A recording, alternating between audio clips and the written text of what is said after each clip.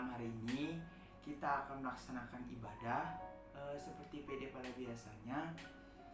Sebelum ibadah, mari kita bersatu dalam doa supaya ibadah dari awal, pertengahan hingga akhir bisa berjalan dengan lancar dan diberikan hikmat oleh Tuhan.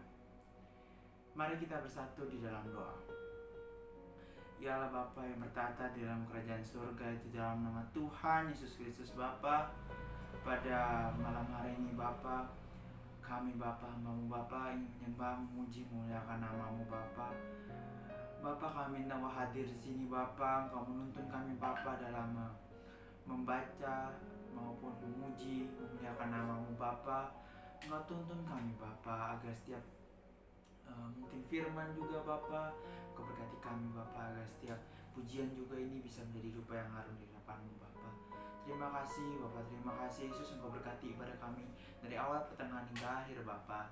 Hanya di dalam nama Bapa Tuhan Yesus Kristus kami sudah berdoa dan mengucap syukur. Haleluya, amin. Setelah kita berdoa, kita akan menyanyikan sebuah lagu Allah Sanggup.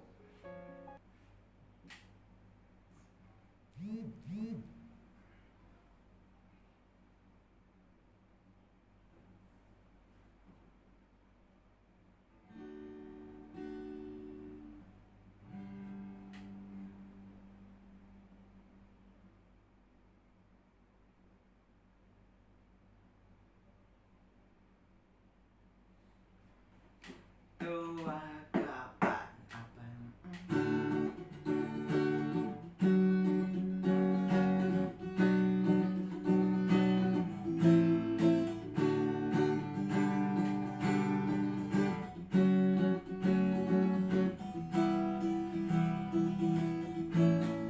apa yang tak pernah dilihat mata dan tak pernah didengar telinga, dan tak pernah timbul di dalam hati, semua disediakan bagi yang mengasihi Dia. Apa yang tak pernah dilihat mata dan tak pernah didengar telinga, dan tak pernah timbul di dalam hati, semua disediakan bagi yang mengasihi Dia. Allah sanggup, Allah sanggup melakukan segala perkara, dulu, sekarang, dan selamanya. Kuasanya tidak berubah. Allah sanggup melakukan segala perkara, dulu, sekarang, dan selamanya. Kuasanya tak berubah. Apa yang tak pernah dilihat mata dan tak pernah didengar telinga, tak pernah timbul di dalam hati, semua disediakan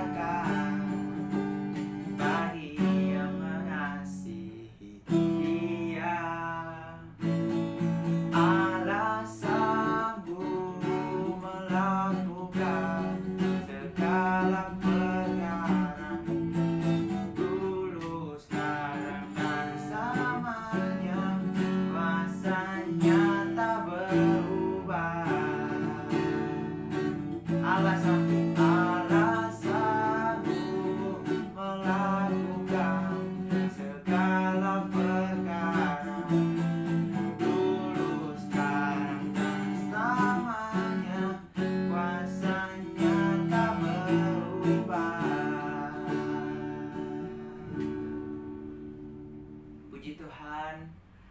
masih bersorak-sorai. Haleluya. Kita akan sebelum memasuki firman pada malam hari ini, kita akan worship sebentar. Kita merenungi perbuatan Tuhan yang ajaib dalam hidup kita. Sebelum kita firman, kita akan menyanyikan sebuah lagu Bagaikan Bejana. Semua pasti tahu lagunya karena ini sudah sering dinyanyikan. Mari kita lebih dalam lagi, lebih serius lagi, karena sebentar kita akan masuk ke dalam firman Tuhan.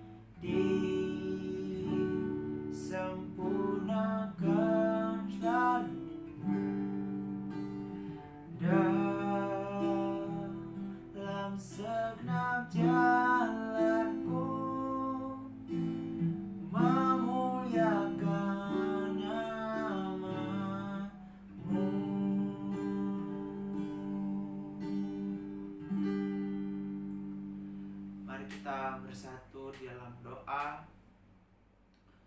Ya Allah Bapa yang bertata di dalam kerajaan surga Bapa, di dalam nama Tuhan Yesus Kristus Bapa, tiba saatnya Bapa, kami pada malam hari ini kami ingin membaca segenap dari firman-Mu. Kami minta Engkau hadir di sini Bapa. Engkau menuntun kami dalam membaca setiap perkataan dari firman-Mu. Engkau jamah hati kami Bapa, berikan kami hikmat agar setiap firman yang keluarkan Bapa bisa menjadi berkat bagi orang-orang yang mendengarkannya Bapa. Terima kasih Bapa, terima kasih Yesus atas berkat-Mu yang berlimpah Bapa. Hanya di dalam nama Bapa Tuhan Yesus Kristus kami sudah berdoa dan mengucap syukur. Haleluya, amin. Ya, untuk firman pada malam hari ini itu kita ambil tentang umat pilihan Allah. Ya. Kita ini, saya mau bertanya dulu. Menurut teman-teman semua yang mendengarkan firman Tuhan, kita ini umat pilihan Allah atau iya? Atau tidak? Kalau jawaban teman-teman semua, ya kita ini pilihan Allah, betul. Tetapi dulu, ini kan zaman sekarang ya. Zaman sekarang itu kan maksudnya kita dari lahir sudah dilahirkan Kristen. Mungkin ada yang bukan orang umat pilihan Allah, tetapi kita yang dilahirkan sudah secara Kristen, kita itu sudah menjadi umat pilihan Allah di zaman sekarang.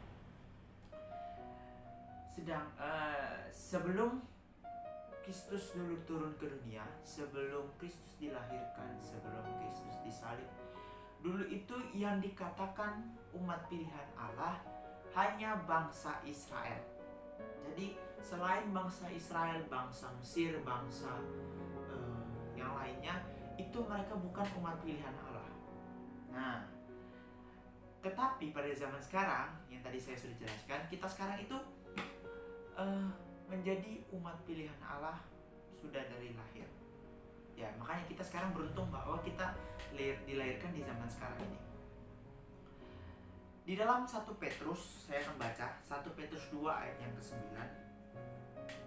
1 Petrus 2 ayat yang ke-9. Itu ya, 1 Petrus 2 ayat yang ke-9 dikatakan, tetapi kamulah bangsa yang terpilih, imamat yang rajani, bangsa yang kudus, umat kepunyaan Allah sendiri, supaya kamu memberitakan perbuatan-perbuatan yang besar dari Dia yang telah memanggil kamu keluar dari kegelapan kepada terangnya yang ajaib. Nah, kamu yang dulu bukan umat Allah, tetapi yang sekarang telah menjadi umatnya, yang dahulu tidak dikasihani, tetapi yang sekarang telah beroleh belas kasihan. Itu di dalam Petrus 1 Petrus ayat yang pasal yang kedua ayat yang 9. Nah, jadi kita dulu ini bukan umat pilihan Allah.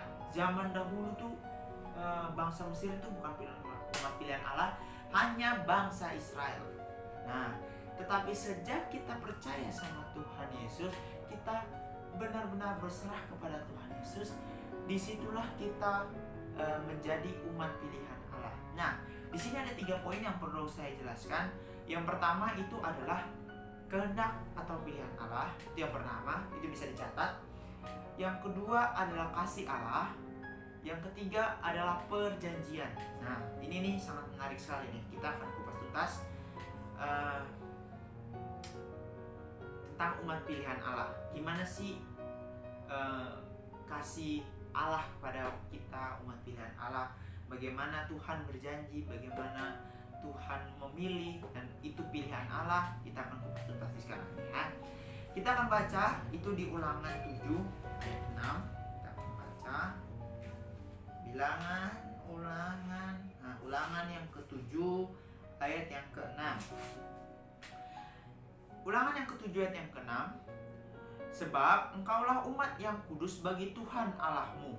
Engkaulah yang dipilih oleh Tuhan Allahmu dari segala bangsa di atas muka bumi untuk menjadi umat kesayangannya.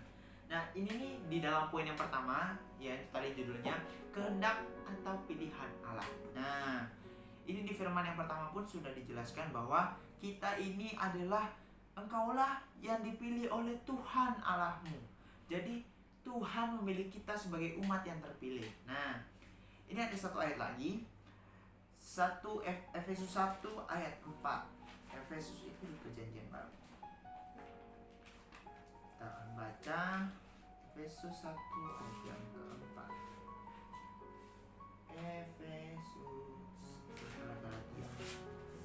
Efesus 1 ayat yang keempat ya. Sebab di dalam Dia Allah telah memilih kita sebelum dunia dijadikan, supaya kita kudus dan tidak bercacat di hadapannya. Itu 2 ayat yang perlu dicatat dan digarisbawahi bahwa kita adalah umat pilihan Allah. Sejak kita percaya sama Tuhan Yesus, kita adalah umat pilihan Allah. Kemudian di sini bangsa Israel menjadi umat pilihan karena kehendak Allah. Jadi Tuhan yang memilih bangsa Israel untuk menjadi umat pilihan Allah, bukan bangsa Israel yang Tuhan, saya mau jadi umat pilihan Allah, terus udah gitu. jadi umat pilihan Allah, bukan, tetapi dari kehendak dan pilihan Tuhan, pilihan Allah bahwa oh ini anak-anak aku, ini bangsa Israel, saya akan menjadikan dia sebagai umat pilihan Allah. Nah, demikian juga kita juga terpilih menjadi umat pilihan karena anugerah serta pilihan Allah. Kita dipilih bukan menjadi umat pilihan kita itu dipilih bukan karena kita lebih baik daripada orang lain, bukan karena saya lebih kaya dari orang lain, saya menjadi umat pilihan Allah, saya lebih spesial, saya punya ini, saya punya itu. Bukan soal kekayaan, bukan soal harta benda, bukan soal kekuasaan. Jadi Allah ini memilih kita supaya kita menjadi garam dan terang dunia, supaya kita bisa memberitakan semua firman dan keselamatan di dalam nama Tuhan Yesus kita. Nah, dan juga memberitakan bahwa perbuatan-perbuatannya yang ajaib. Bahkan Allah memilih orang-orang yang hina bagi dunia. Nah, ini ayat yang menarik. Coba dicatat 1 Korintus pasal 1 ayat yang ke-27 sampai yang ke-29. Ini sangat menarik sekali nih ayatnya. Kita perlu baca. Ini yang saya catat 1 Korintus 1 ayat. Nah, nih. Tetapi apa yang bodoh bagi dunia dipilih Allah untuk memalukan orang-orang yang berhikmat, dan apa yang lemah bagi dunia dipilih Allah untuk memalukan apa yang kuat, dan apa yang tidak terpandang dan yang hina bagi dunia dipilih Allah, bahkan apa yang tidak berarti dipilih Allah untuk meniadakan apa yang berarti.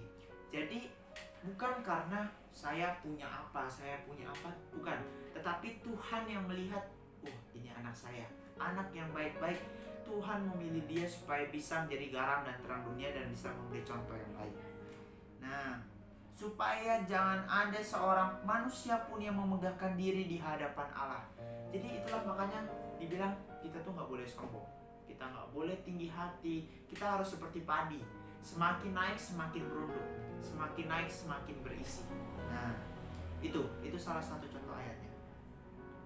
Kemudian sebelum dunia dijadikan, kita sudah dipilih Allah untuk menjadi umat pilihan yang kudus dan tidak bercacat di hadapannya. Nah, ini tuh suatu anugerah yang besar. Jadi karena kita umat pilihan Allah, marilah kita semua mempergunakan atau pergunakan kemuliaan ini, kita pergunakan kasih Allah ini untuk memuliakan nama Tuhan dan bukan untuk hal-hal yang duniawi. Nah, itu poin yang pertama. Kemudian poin yang kedua, kasih Allah. Nah, bukan karena jumlahmu, ini ada di Ulangan 7 ayat 7-8, saya baca saja di sini. Bukan karena lebih banyak jumlahmu dari bangsa maupun manapun juga, maka hati Tuhan terpikat olehmu dan memilih kamu. Bukankah kamu ini yang paling kecil dari segala bangsa? Tetapi karena Tuhan mengasihani kamu dan memegang sumpahnya yang telah diikrarkannya kepada nenek moyangmu, maka Tuhan telah membawa kamu keluar dengan tangan yang kuat dan menebus engkau dari rumah perbudakan, dari tangan Fir'aun raja Mesir. Jadi jangan kita bahasa zaman sekarang itu insecure. Jangan kita minder bahwa saya di kelas saya minoritas. Jangan sampai kita merasakan hal itu, karena kita percaya Tuhan itu punya rencana yang besar buat kita. Tuhan memilih kita itu bukan sembarang-sembarang. Jadi kita harus bangga menjadi anak-anak Tuhan. Nah, kemudian di Kisah Para Rasul 13 ayat yang ke-23, dan dari keturunannya lah, sesuai dengan yang telah dijanjikannya, Allah telah membangkitkan juru selamat orang Israel. Bagi orang Israel yaitu Yesus Kristus. Jadi karena kasih Tuhan itu ada di, kalau nggak salah Yohanes 16 ayat berapa gitu. Itu isinya, karena begitu besar kasih Allah akan dunia ini sehingga ia mengaruniakan anaknya yang tunggal. Nah, ini Makanya kasih Allah itu besar buat kita. Jadi kita nggak perlu minder bahwa kita orang minoritas di tengah orang yang mayoritas. Kita nggak perlu minder. Kita buktikan bahwa saya anak Allah, saya bisa berguna bagi orang sekitar, saya bisa menjadi garam dan terang dunia bagi orang sekitar, seperti yang telah difirmankan Tuhan. Nah, bangsa Israel dipilih menjadi umat pilihan karena Allah mau menyatakan kasih-Nya kepada seluruh keturunan Israel yang akan melahirkan Tuhan Yesus sebagai juru selamat. Karena melalui Tuhan Yesus, jadi Allah, Tuhan Yesus, dan kita, kasih Allah dinyatakan kepada seluruh bangsa. Jadi Tuhan rela mati di kayu salib supaya kita ditebus dosa-dosanya. Nah, itu salah satu bentuk kasih Allah. Kemudian itu juga ada di Roma 5 ayat yang ke-8. Akan tetapi Allah menunjukkan kasih-Nya kepada kita oleh karena Kristus telah mati untuk kita ketika kita masih berdosa. Pada umumnya kalau orang itu baik, kita akan dengan mudah mengasihi. Tetapi kalau orang itu buruk lakunya, kita pasti sulit mengasihinya. Tetapi Allah mengasihi kita pada saat kita keadaan berdosa.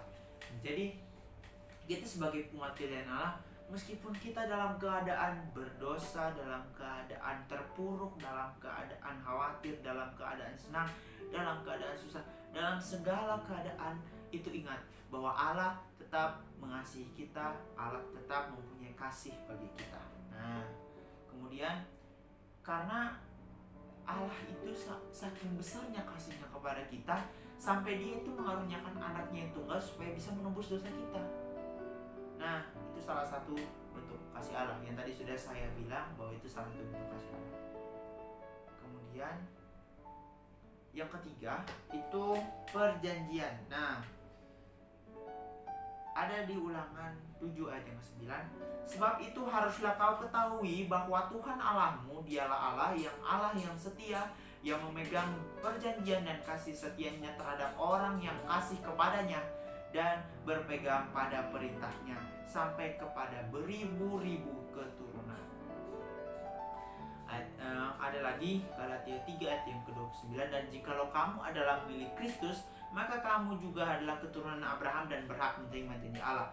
Jadi secara tidak langsung kita adalah umat pilihan Allah. Kita adalah kalau kan di sini sudah dibilang, kalau kamu adalah milik Kristus, maka kamu adalah keturunan Abraham dan berhak menerima janji Allah. Jadi segala janji Allah Allah mengatakan bahwa jangan kamu khawatir. Bahkan burung-burung saja Allah pelihara. Apalagi kita yang menjadi umat pilihan Allah, yang menjadi umat yang dikasihi oleh Allah. Nah, Allah selalu mengingat perjanjian yang dilakukan dengan Abraham. Karena itu seluruh keturunan Abraham atau bangsa Israel, termasuk kita umat pilihan Allah, itu diberkati Allah dan dijadikan umat pilihan yang dikasihinya. Nah, kita yang percaya kepada Tuhan Yesus juga berhak menerima janji itu. Nah, karena ini harus diingat ya, firman Tuhan tidak pernah mengatakan tidak tentang janjinya. Tuhan tidak pernah mengatakan bahwa tidak. Janji Tuhan adalah ya dan amin. Ya dan amin.